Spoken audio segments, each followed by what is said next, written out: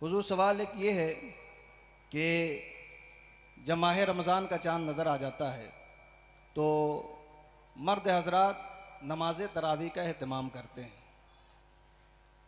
तो पूछना ये है कि क्या औरतों के लिए भी तरावी की नमाज है कि वो भी नमाज तरावी पढ़ें, और फिर पढ़ें तो क्या फिर वो जमात वगैरह से भी अदा कर सकती हैं नमाज तरावी?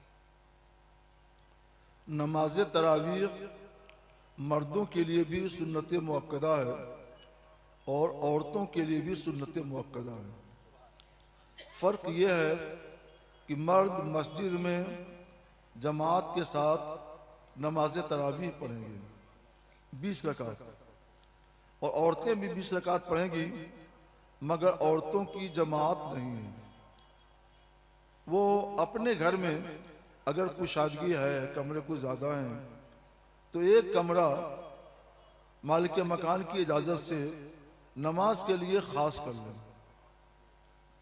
वो कमरा उनके लिए मस्जिद के दर्जे में होगा, उसे हम लोग मस्जिद बैत कहते हैं।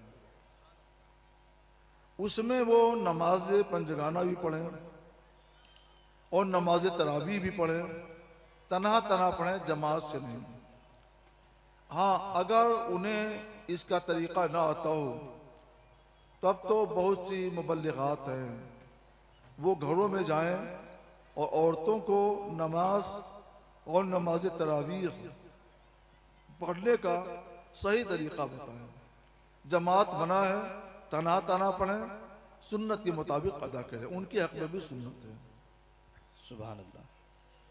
हालत रोज़ा में इंजेक्शन लेना या फिर खून निकलवाना जांच के लिए, या किसी को डोनेट करने के लिए, या फिर सलाइन चढ़ाना, जो बोतल पानी दवा चढ़ाते हैं उसके ज़रिए से, ये सारी चीज़ें रोज़े की हालत में अगर करते हैं तो क्या हुक्म है? इंजेक्शन लगवाना या सलाइन चढ़वाना, पानी की बोतल चढ़वाना, ताकि बदन में ताकत हो और रोज़े की शिद्दत से महफूज रहे। भूख की शिद्दत ना हो, प्यास की शिद्दत ना हो, सुकून साथ वक्त गुजरे। तो ये बिला वजह के लिए है, और इस सूरत में इंजेक्शन ताकत लगवाना या पानी की बोतल चढ़वाना ये मकरूह है। कि रोज़े का जो बुनियादी मकसद है और जो हिकमत है, ये उसको फौत करना है, उससे बचें। और अगर किसी को बीमारी है और बीमारी के लिए इलाज चाहिए, मसलन बुखार है, टैबलेट खाएगा तो रोज़ा टूट जाएगा, इंजेक्शन लगवाएगा तो रोज़ा महफूज रहेगा, इसलिए कोई इंजेक्शन लगवाता है तो ये जायज़ व दुरुस्त है। इंजेक्शन लगवाए या साइन लगवाए, इसकी वजह से रोज़े पर कोई असर नहीं पड़ेगा। इलाज की ज़रूरत है, मसलन उसे दस्त की शिकायत हो रही है तो साइन चढ़वा लेगा, बुखार है, बदन में दर्द है ज़्यादा, या और कोई तकलीफ़ है तो इंजेक्शन लगवा ले, तो ये जायज़ व दुरुस्त है और इससे रोज़े पर कोई असर नहीं आएगा, रोज़ा मकरूह भी नहीं होगा। और अगर बिला हाजत सिर्फ ताकत हासिल करने के लिए है ताकि रोज़े की शिद्दत के एहसास ना हो, तो रोज़ा अब भी नहीं जाएगा, मगर ऐसा करना मकरूह है।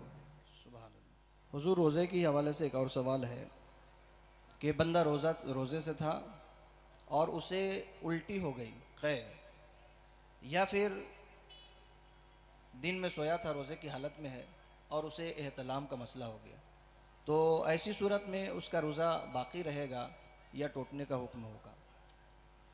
उल्टी उमूमन मुंह भरकर होती है, तो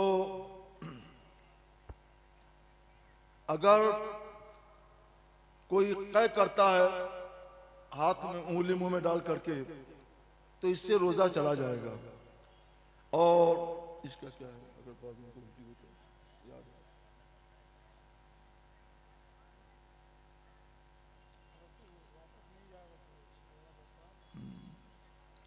उल्टी भर मुंह कर है, हो गई उल्टी, और सब कुछ जो कुछ निकलना था निकल गया, वापस कुछ नहीं गया, तो रोज़ा उसका सही है। और उल्टी करेगा कसदन जानबूझकर उंगली वगैरह डाल करके, तो उस सूरत में रोजा के जाने का हुक्म है। और क्या था? एहतलाम, इसमें अपना कोई इख्तियार नहीं है, कुछ पढ़ के सोना चाहिए, पढ़कर सोएं आयतुल कुर्सी शरीफ या और कोई आयत, तो इंशाअल्लाह उससे महफूज रहेंगे। फिर भी अगर ये शिकायत हो गई तो इससे रोज़ा नहीं जाएगा। बस ये हो कि नमाज के वक्त आने से पहले गुस्ल कर ले ताकि नमाज ना छूटे और नमाज बाजमात में शरीक। सुभान अल्लाह। हुजूर, एक सवाल जो औरतों के हवाले से है कि हमारे यहाँ ख़ास मौक़ों पर या ख़ास रातों में फ़ातिहा वगैरह का अहतमाम किया जाता है, तो जिसमें फ़ातिहा की शब क़द्र वगैरह, जी शब क़द्र है, अभी शब बारात का मौका गुज़रा, तो फ़ातिहा की जो चीज़ें हैं वो बनाना और पकाना औरतों को ही है। तो औरतों के जो मसाइल होते हैं नापाकी के, तो उसमें बहुत सारी औरतें इस बात का शिकार हैं कि ऐसी सूरत में हम फ़ातिहा की चीज़ें पका सकते हैं कि नहीं नापाकी की हालत में, रहनुमाई फरमाएं। औरत का हाथ पाक है, उसका बदन भी पाक है, एक खास जगह पर खून होता है, सिर्फ उतनी जगह नापाक है। तो खाना पकाना ये हाथ से होता है, चलना फिरना ये पाँव से होता है, उसका बदन पाक, उसके हाथ पाक, उसका पाँव पाक। तो हाथ धो करके वो खाना पकाए और उसकी फातिहा कराए, नियाज दिलाए, खाए खिलाए, ये सब जायज़ व दुरुस्त है। एक हदीस में है कि सरकार अलैहि सलाम ने हज़रत उम्मुल मोमिनीन आयशा सिद्दीक़ा रज़ी अल्लाह तआला अन्हा से फरमाया, नाविलीन अल खुमरा, मुझे मुसल्ला दे दो। तो मुसल्ला उठा करके सरकार मर्जी में बढ़ा कर दे देना था। इन्होंने अर्ज़ किया, या रसूल अल्लाह, मुझे तो हैज़ है। तो सरकार ने फरमाया, तुम्हारे हाथ में तो हैज़ नहीं है।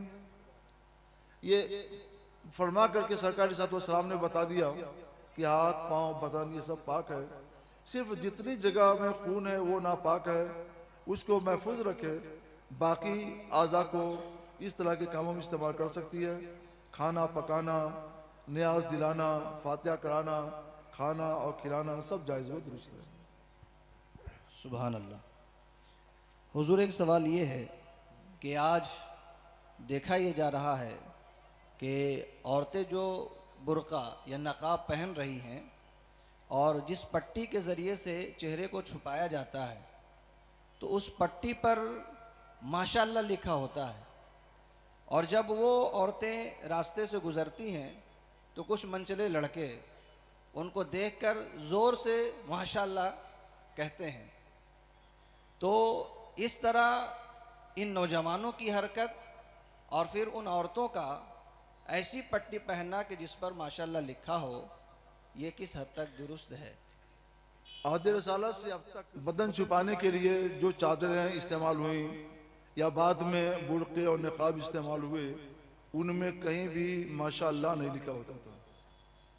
अब ये नया तरीक़ा इन्होंने ईजाद कर दिया या दुकानदारों ने ईजाद कर दिया ताकि ज़्यादा बिके, तो ऐसा नहीं चाहिए।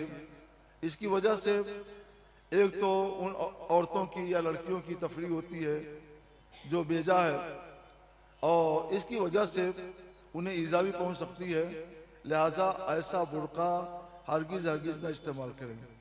माशाअल्लाह का विर्द कर लें, अपने घर में दाखिल हों तो माशाअल्लाह पढ़ लें, बाग है तो अपने बाग में जाएं तो माशाअल्लाह पढ़ें, लेकिन अपने निकाब और अपने कपड़े पर, पहने हुए कपड़े पर माशाअल्लाह ना लिखें, न लिखवाएं, न उसे बुलवाएं।